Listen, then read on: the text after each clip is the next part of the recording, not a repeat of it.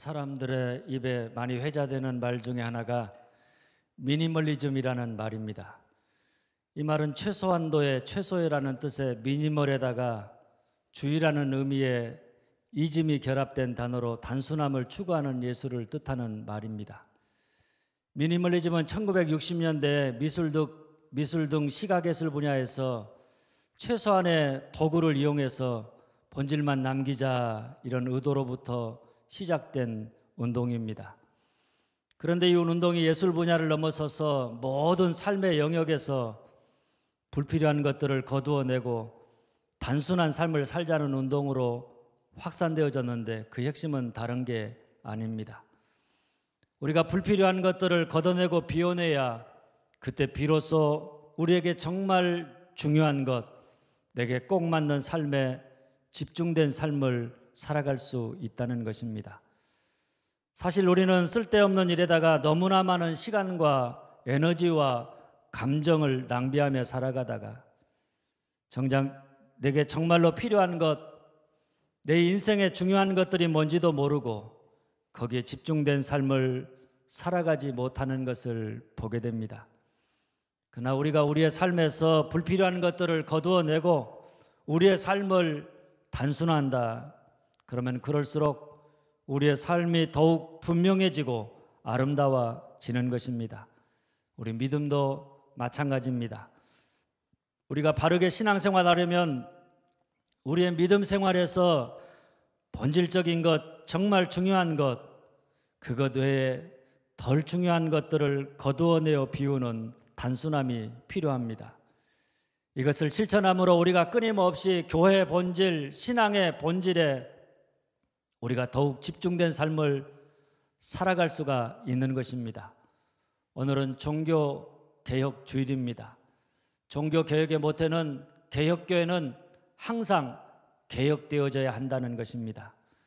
이 말은 교회는 끊임없이 교회의 본질, 믿음의 본질에 집중할 수 있도록 그것을 흐리게 하거나 불필요한 것들을 거두어내고 단순화하는 작업을 해야 한다 이런 말입니다.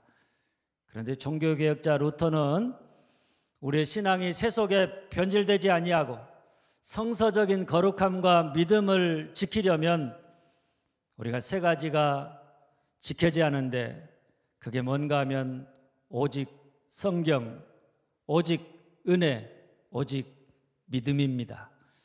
그러니까 개혁교회는 항상 개혁돼야 하는데 그 본질이 뭐냐? 오직 성경, 오직 믿음, 오직 은혜. 이 세 가지가 더욱 분명해질 수 있도록 그것을 지켜나갈 수 있도록 우리가 이와 같은 것들을 흐리게 하거나 여기에 교회와 성도가 집중하지 못하게 하는 비본질적인 것들이 많이 있다면 그런 것들을 끊임없이 거두어내고 비워서 교회가 오직 성경, 오직 은혜, 오직 믿음의 기초 위에 든든히 서가는 단순화하는 개혁이 되어야 한다 이런 이야기입니다. 그런데 오늘 말씀은 오직 은혜, 오직 믿음이라고 하는 우리가 구원받는 진리를 바탕으로 해서 우리의 구원에 불필요한 것들, 그러나 유대인들이 내려놓고 싶지 않은 율법이나 할례를 교회가 거두어내고 비워내야 유대교에서 예수의 십자가와 부활을 묻는 기독교로 나아갈 수 있다는 사실을 분명히 하고 있습니다. 그래서 제가 오늘 설교 제목을 뭐라고 했는가 하면 그것으로 충분하다 이렇게 정했습니다. 율법이나 할례가 없어도 오직 믿음, 오직 은혜 그것으로 충분하다 이런 말씀입니다. 오늘 말씀은 기독교가 유대교의 한 분파가 아니라 온 세계를 구원하는 복음의 종교로 뻗어나가는 분수령과 같은 그런 사건이 기록되어져 있는 아주 중요한 말씀입니다. 그러니까 루터가 종교개혁을 했는데 사실은 그 루터 이전에 이미 유대교에 대한 기독교의 종교개혁이 일어났다고 해도 과언이 아닙니다. 유대교의 특징을 우리가 한마디로 하면 할례 받음으로 하나님의 백성의 신분을 얻는다는 것이고 또 그 하나님의 백성으로서 율법을 지킴으로 공을 쌓아서 그 공에 따라서 구원을 받는다. 이것이 유대인들이 믿고 신앙생활하던 신앙의 핵심입니다. 그런데 이런 믿음은 그들이 예수를 믿은 다음에도 쉽게 포기되질 않았습니다. 그래서 예수 믿는 사람들 중에 이전에 유대인인 사람들, 유대인 그리스도인들 중에 많은 사람들이 내가 예수를 믿는다 그러면서도 그래도 구원받으려면 할례도 받아야 하고 율법도 지켜야 한다. 그래야 구원받을 수 있다. 이렇게 주장했습니다. 예수 믿는 것만 가지고는 충분하지 않다는 이야기입니다.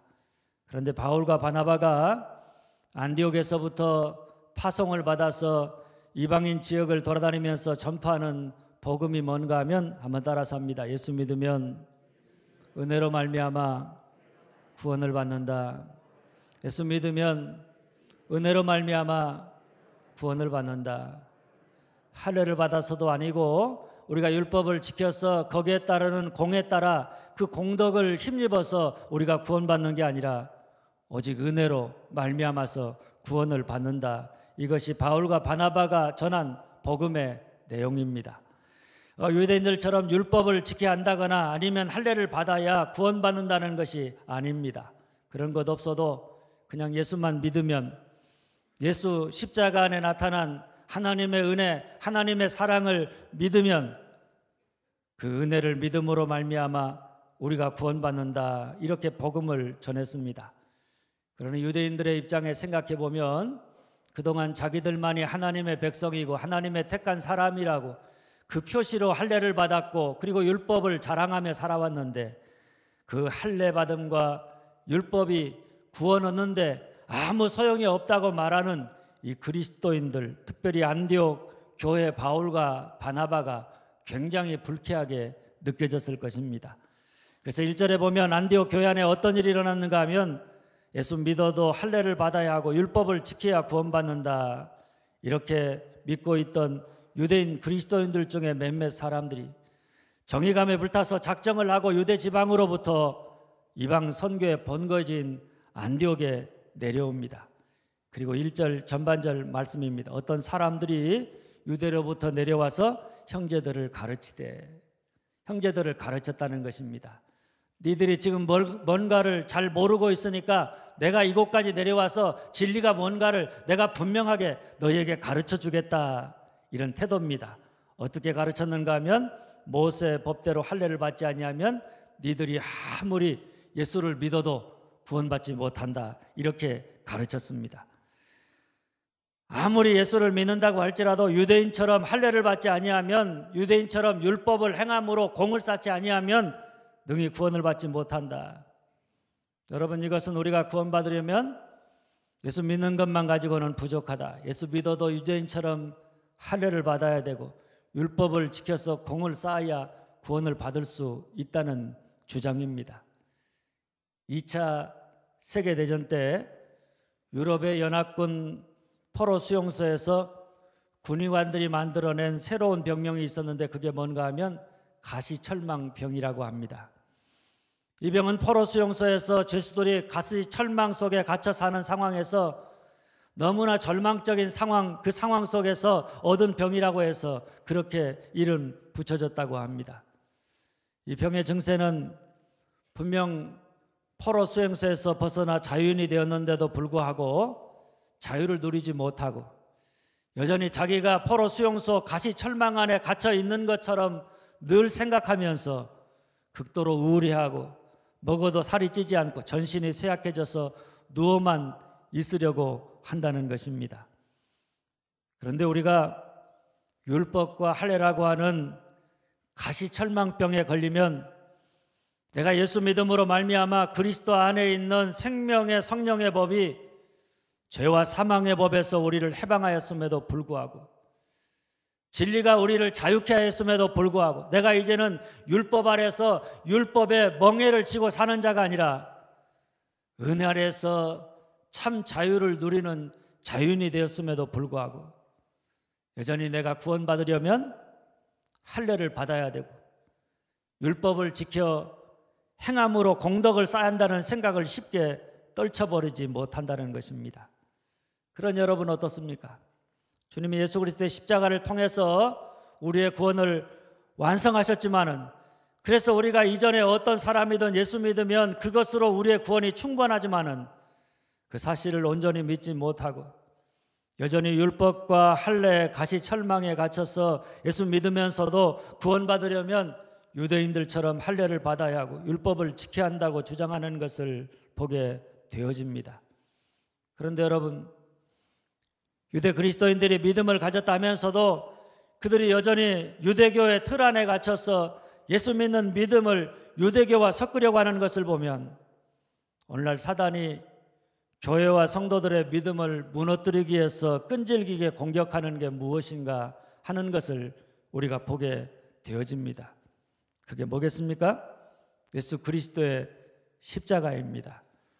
교회 본질은 예수 그리스도의 십자가의 은혜를 믿는 믿음으로 말미암아서 구원받는다는 것입니다.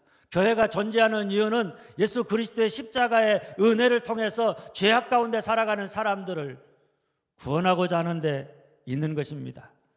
그런데 십자가를 공격해서 십자가의 신앙을 흐리게 한다. 교회가 십자가의 은혜를 자랑하는 게 아니라 다른 세상적인 것들을 자랑하게 한다. 본질에서 멀어져 가게 한다. 그러면 그 순간부터 교회는 새 속에 물들어 타락하게 되어 있는 것입니다. 교회가 예수 그리스도의 십자가만을 자랑하는 게 아니라 사람들의 의나 공로를 자랑하고 자기들의 힘을 자랑하고 자기들이 행한 일을 끊임없이 자랑한다. 오늘 유대인으로 하면 할례나 율법을 자랑한다. 그러면 그 순간부터 교회는 세상을 구원하는 십자가의 능력을 잃어버리게 되는 것입니다. 바울과 바나바는 이 사실을 너무나 잘 알았습니다. 사단이 유대 그리스도인들을 통해서 예수 십자가의 복음을 공격하고 있다는 사실을 깨달았습니다. 그래서 그들은 2절입니다. 바울과 바나바와 그들 사이에 적지 아니한 다툼과 변론이 일어난지라. 그들과 다투었습니다. 그리고 조금 더 물러나지 아니하고 우리가 구원받는 것은 할례나 율법을 행함으로가 아니라 오직 예수 그리스도의 십자가의 은혜로 말미암은 것임을 분명히 하면서 변론했습니다. 십자가의 복음을 흐리게 하고 거기에서 멀어져 가게 하는 모든 것들을 아주 단호하게 거부했습니다. 그러면서 아주 분명하게 이렇게 답변합니다. 11절 말씀입니다. 우리는 그들이 우리와 동일하게 주 예수의 은혜로 구원받는 줄을 믿노라. 여기 우리는 유대 그리스도인입니다. 그리고 그들은 이방인들입니다. 그가 유대인이냐 이방인이냐 상관없이 동일하게 어떻게 구원받느냐 한번 따라서 합니다. 주 예수의 은혜로, 주 예수의 은혜로, 주 예수의 은혜로임. 예수 믿으면 우리가 그 은혜 뭡니까 여러분? 예수님이 십자가에서 우리의 죄를 대속해서 우리의 죄값을 치르신 대속의 은혜입니다. 십자가의 은혜입니다.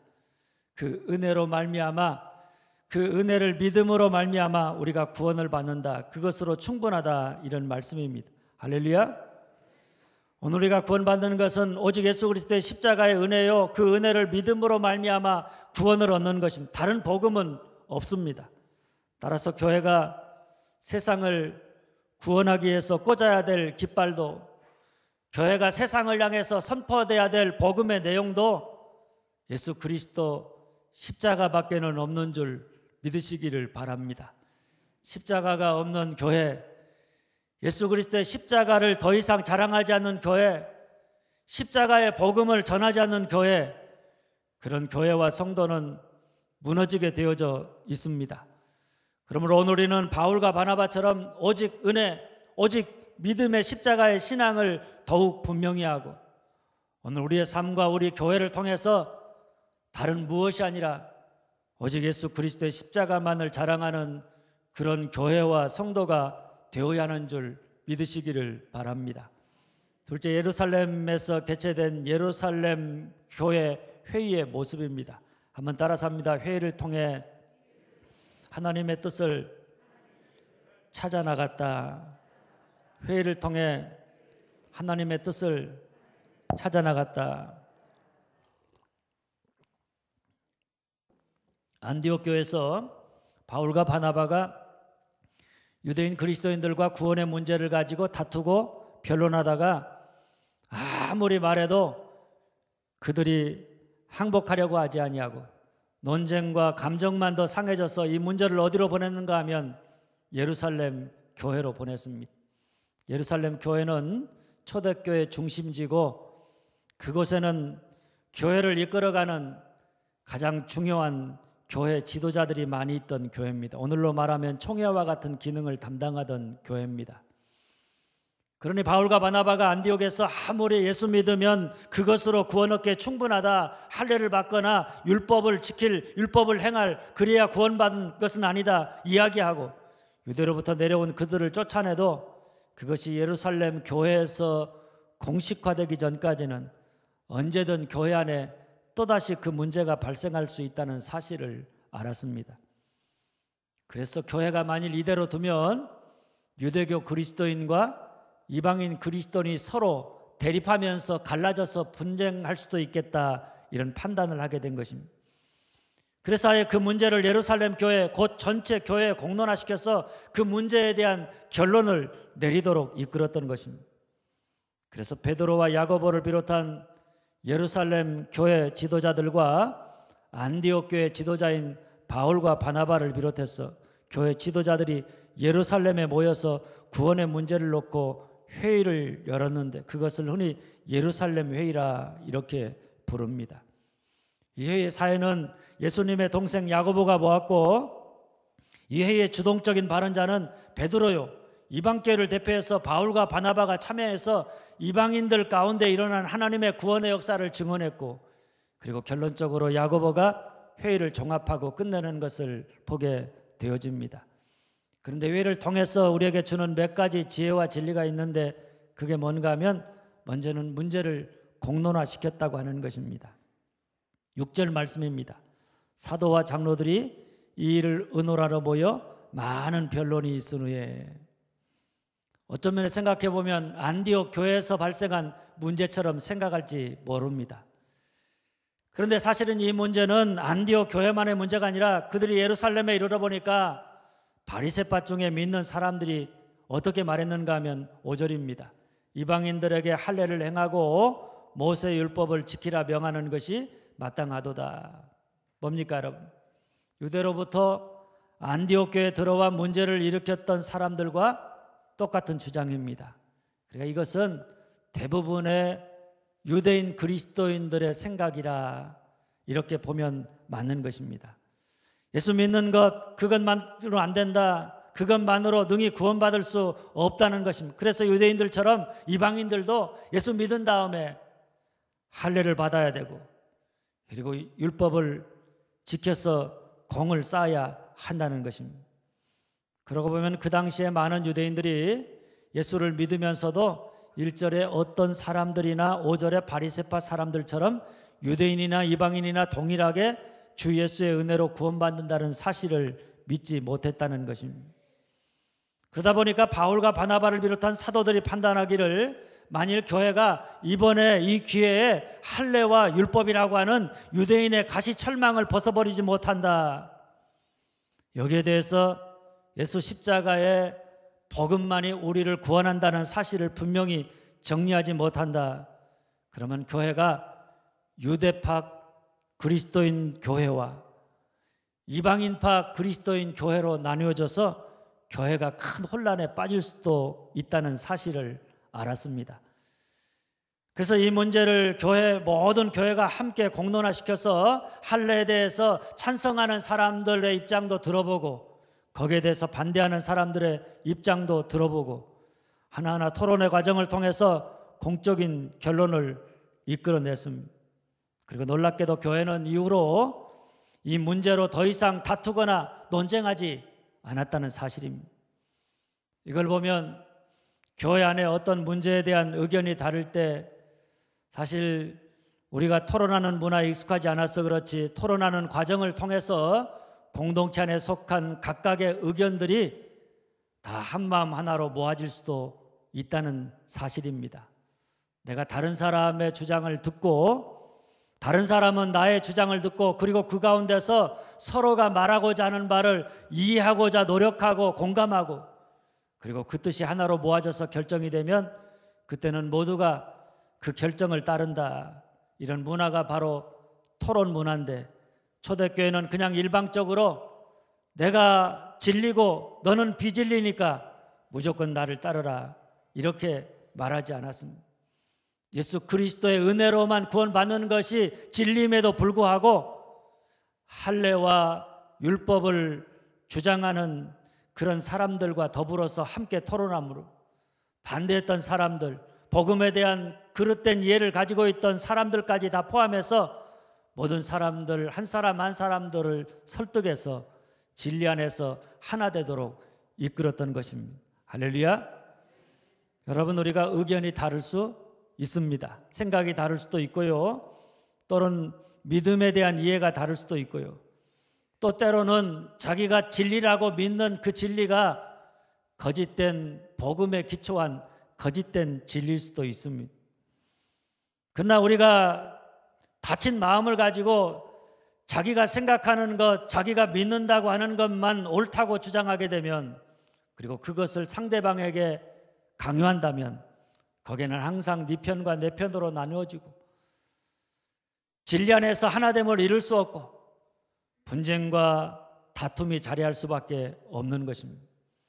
그러나 아무리 우리가 서로 다른 생각과 이해를 가지고 있다고 할지라도 우리가 하나님을 향해서 성령의 역사하심을 믿고 하나님을 향해서 열린 마음을 가지고 하나님의 뜻을 찾고자 함께 토론해 나간다. 서로 자기의 주장만이 옳다는 것을 주장하고 고집하는 게 아니라 토론의 과정을 통해서 하나님의 뜻을 찾아 나간다. 그래서 그 뜻 앞에서 나를 비우고 그 뜻을 따라서 행한다. 그럴 때 그 가운데 성령이 하나 되게 하시는 놀라운 역사가 일어나게 되는 줄 믿으시기를 바랍니다. 문제는 항상 뒤에서 궁시렁궁시렁 하는 것이 문제입니다. 문제가 있으면 내어놓고 그 문제를 허심탄회하게 이야기하고 열린 마음으로 토론하면서 무엇이 가장 하나님의 뜻인가, 오늘 이 시대에 우리를 향한 하나님의 뜻인가를 찾아가면 문제될 것이 없습니다. 그런 의미에서 교회 문제는 조금 시간이 걸리더라도 토론과 설득의 과정을 통해서 함께 하나님의 뜻을 찾고 공유함으로 하나됨을 이끌어 나가는 것이 필요한 것입니다.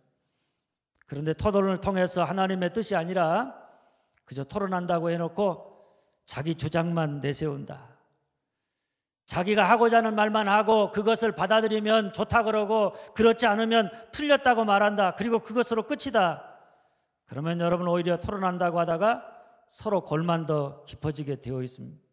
이런 것들을 반복하다가 보니까 우리 안에 토론을 통해서 하나님의 뜻을 찾아 나간다는 것이 우리에게 좋은 것으로 느껴지는 게 아니라 그냥 아예 그 모든 것을 다 싹을 잘라버리게 되는 것입니다. 그러나 여러분, 교회는 다수결에 의해서 문제를 해결하기보다는 또 어떤 한 사람에 의해서 그 한 사람의 주장으로 다른 사람이 공감하지 못하는데도 불구하고 그 한 사람만이 모든 것을 이끌어가기보다는 모두가 다 하나님의 뜻 앞에 순복할 수 있도록 토론의 과정을 통해서 모두가 서로 공감대를 형성하고 하나님의 뜻을 발견하고 그 뜻 안에서 자기를 내려놓고 하나됨을 이루어가는 공동체가 되어야 하는 줄 믿으시기를 바랍니다.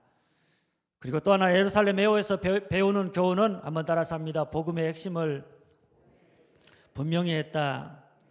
복음의 핵심을 분명히 했다. 사실 그 당시에 기독교는 아주 작은 집단입니다. 이제 막 태동한 어린아이와 같은 연약한 공동체입니다. 그런데 기독교가 유대교에서 맞서서 유대교에서 이탈한다. 또 유대교에서 주장하는 할례받음과 율법을 지키는 것을 완전히 거부한다. 그래서 유대인의 기독교가 아니라 세계를 구원하는 세계인의 복음이 된다고 하는 것은 어찌 보면 그 당시 사회에서는 굉장히 큰 모험이 아닐 수가 없는 것입니다.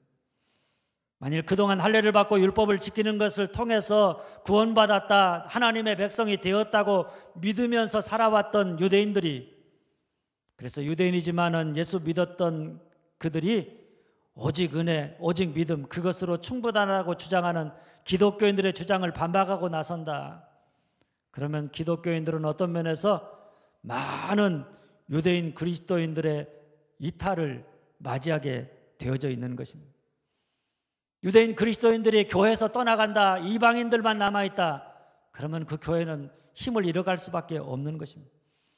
뿐만 아니라 그들이 결사적으로 저 사람들은 잘못됐다고 반대하면서 지속적으로 해방을 논다, 그러면 유대사회에서 많은 박해를 받고 거부를 당하면서 복음의 역사가 크게 장애를 받을 수밖에 없는 것입니다. 그런데도 그들은 그런 고난과 박해를 두려워하지 아니하고 과감하게 복음의 진리를 분명하게 천명했습니다. 8절 말씀입니다. 하나님이 우리에게와 같이 그들에게도 성령을 주어. 여기 그들이 누굽니까? 할례 받지 않은 이방인들입니다. 하나님이 오순절 날에 유대인들에게 임하셔서 성령으로 강림하신 것처럼 이방인들에게도 성령을 주었다는 것입니다. 거기다가 9절입니다. 믿음으로 그들의 마음을 깨끗이 하사 그들이나 우리나 차별하지 아니하셨느니라. 유대인이나 이방인이나 차별하지 않으셨다. 할례 받은 백성이나 할례 받지 않은 백성이나 차별하지 아니하시고 그가 예수 믿으면 모두 다 그들의 마음을 깨끗하게 하셨다. 할례 받지 않아도 예수 믿으면 예수 십자가의 보혈로 그들의 마음을 정결하게 하셨다, 이런 말씀입니다. 그러니 11절입니다. 우리는 그들이 우리와 동일하게 주 예수의 은혜로 구원받는 줄을 믿노라. 여기 그들은 이방인입니다. 그러니까 그가 유대인이냐 이방인이냐 할례와 상관없이 동일하게 주 예수의 은혜로 구원받는다. 우리가 구원받는 것은 오직 주 예수의 은혜를 믿음으로 말미암아 구원받는다. 바로 이것이 예루살렘 교회에서 내린 구원에 대한 결론이고, 우리가 분명히 믿고 전해야 될 십자가의 복음의 핵심인 줄 믿으시기를 바랍니다. 그러니 우리가 이 복음을 바르게 이해하고 믿는다면 우리 안에 두 가지 모습이 사라져야 마땅합니다. 그 첫 번째는 자랑이고 두 번째는 차별입니다. 우리의 구원이 우리의 행함이나 공적이 아니라 오직 은혜, 오직 믿음으로 말미암은 것이라면 우리가 그 앞에서 자랑할 만한 것이 하나도 없는 것입니다.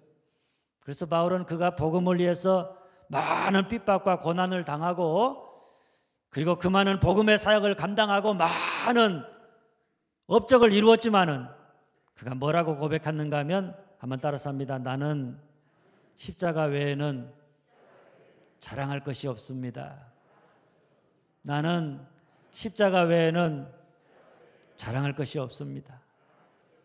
십자가 외에는 자랑할 것이 없다고 고백했습니다. 바울이 진짜 자랑할 만한 일이 없어서가 아니라, 비록 그가 어마어마한 일을 했지만은 그가 참으로 세상에서 구별될 만큼 똑똑하고 지혜로운 사람이지만은 그 모든 것이 자기 힘으로 한 게 아니라 다 주님의 은혜로 말미암은 것이었기에 그는 십자가 외에는 자랑할 것이 없다고 고백했던 것입니다. 할렐루야. 그런데 우리의 모습을 보면 여러분 어떻습니까? 우리는 조금 일하고 내가 다 한 것처럼 자랑하듯 떠벌립니다. 내가 행한 그 일을 조금만 알아주지 않아도 우리의 마음의 서운함 때문에 주님의 일을 내가 계속해야 될지 말아야 될지를 고민할 만큼 참 얼마나 자기중심적인지 모릅니다. 내가 조금 선한 행실을 해놓고 마치 자기가 의인인 것처럼 자기의 의를 자랑하려고 하는 그런 우리들의 모습을 볼 때가 얼마나 많이 있는지 모릅니다. 그러나 여러분, 정말 오직 은혜, 오직 믿음, 그것으로 우리가 구원받았다, 이 신앙을 우리가 분명히 하면 할수록 우리가 자랑하던 세상의 그 모든 자랑이 다 얼마나 어리석은 것인가 하는 것을 깨닫게 되어집니다. 세상 자랑 다 비워버리고 다 벗어버리고 바울처럼 아주 단순하게 다 하나님의 은혜라고 예수 그리스도의 십자가만을 자랑하는 자가 되는 줄 믿으시기를 바랍니다. 그리고 또 하나, 우리가 오직 이 은혜의 복음을 이해하면 그 앞에서 차별이 없어지는데, 그 이유는 우리가 오직 은혜로 구원받는다고 한다면 우리 모두는 그가 어떤 사람이냐와 상관없이 오직 십자가의 은혜가 필요한 사람일 뿐이라는 것입니다. 그러니까 복음 앞에서는 그가 부자냐 가난한 사람이냐, 배운 사람이냐 못 배운 사람이냐, 힘 있는 사람이냐 없는 사람이냐의 차별이 없어지는 것입니다. 그저 모든 사람이다 어떤 사람이냐, 예수 십자가의 은혜가 필요한 사람, 그래서 예수 십자가의 복음을 전달받아야 되는 사람, 바로 그런 사람임을 알고 모든 사람을 차별 없이 대하면서 그에게 복음을 전하게 되어져 있는 줄 믿으시기를 바랍니다. 셋째, 그렇다면 우리가 예수 믿고 그 은혜로 말미암아 구원받는다면 우리는 율법을 지키지 않아도 되는가? 여러분 어떻게 생각하십니까? 그렇지 않습니다. 성경은 그렇게 말하지 않습니다. 다만 유대인들이 율법을 행한 것은 그 율법을 행함으로 말미암아 공을 쌓아서 구원받기 위해서 율법을 지켰다면 우리는 구원받은 백성으로서 하나님의 은혜와 사랑이 너무나 감사해서 그 은혜를 헛되지 아니하도록 우리가 하나님의 말씀인 율법을 따라서 지키는 삶을 살아가는 것입니다. 유대인들이 의무감과 부담감으로 율법의 노예가 되어서 율법을 지켰다면 우리는 구원받은 자로서 은혜 받은 자로서 하나님의 자녀로서 긍지를 가지고 하나님의 은혜 감사하면서 그 은혜가 헛되지 아니하도록 즐거운 마음으로 하나님 말씀 따라 순종하는 자가 되어야 한다는 이야기입니다. 그래서 야고보가 마지막으로 예루살렘 회에서 내린 결론이 뭔가 하면 먼저는 19절입니다. 이방인 중에서 하나님께로 돌아오는 자들을 괴롭게 하지 말라는 것입니다. 이방인들이 예수 믿으면 너희도 우리 유대인처럼 할례 받아야 된다. 너희도 우리 유대인처럼 율법을 지켜야 구원받을 수 있다. 이렇게 말해서 그들을 괴롭게 하지 말라는 것입니다. 그런 것 없어도 얼마든지 예수 믿으면 예수 십자가의 은혜를 믿음으로 말미암아 구원받기에 충분하다는 이야기입니다.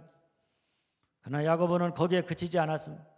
그렇다고 예수만 믿으면 구원받는다고 우리가 아무렇게나 살아도 되는가? 율법을 지키지 않아도 구원받을 수 있는가? 말씀대로 순종하지 않아도 되는가? 그런 것은 아니다는 것입니다. 그래서 20절은 이렇게 말합니다. 우상의 더러운 것과 음행과 목매어 죽인 것과 피를 멀리하라고 편지하는 것이 옳으니 뭡니까 여러분? 이전에 하나님 없이 살아가던 죄악된 삶의 모든 것들을 다 벗어버려야 한다는 것입니다. 거룩하게 살아야 한다는 것입니다. 예수 믿지 않는 이방인들과 구별된 삶을 살아야 된다는 것입니다. 옛사람의 모습을 다 벗어버려야 된다는 것입니다. 다만 그것을 통해서 구원받는다는 조건으로 행하는 게 아니라 하나님 주신 은혜와 사랑이 너무나 크고 감사해서 그 은혜를 헛되지 하지 아니하도록 예수 믿으면 우리가 그것으로 구원받는다는 이유로 아무렇게나 살아갈 수가 없다는 것입니다. 우리 예수 믿어 구원받았다면 예수 안 믿는 사람보다 더 하나님 말씀 따라 순종하려고 하고 더 도덕적으로 거룩한 삶을 살아가기를 힘쓰는 자가 되어야 마땅하다는 이야기입니다.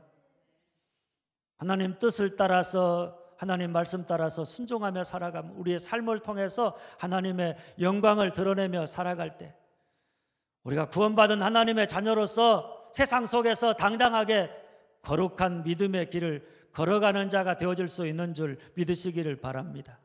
사랑하는 여러분, 우리가 구원받은 것은 오직 예수 그리스도의 십자가의 은혜요, 그 은혜를 믿음으로 말미암아 구원을 얻는 것입니다. 오직 은혜, 오직 믿음, 그것으로 충분합니다. 오늘 우리가 여기에다가 자꾸만 다른 것을 더하려고 하는 것은 예수 십자가의 은혜를 흐리게 하고 약화시켜서 결국엔 예수 십자가의 복음의 능력을 무력화시키는 사단의 괴계입니다.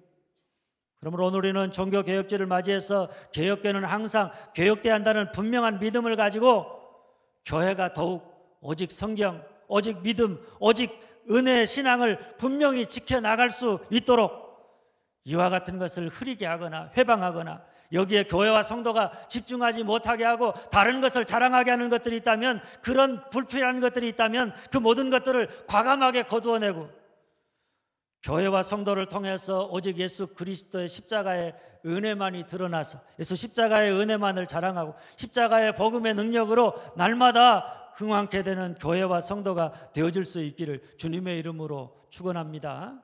기도하겠습니다.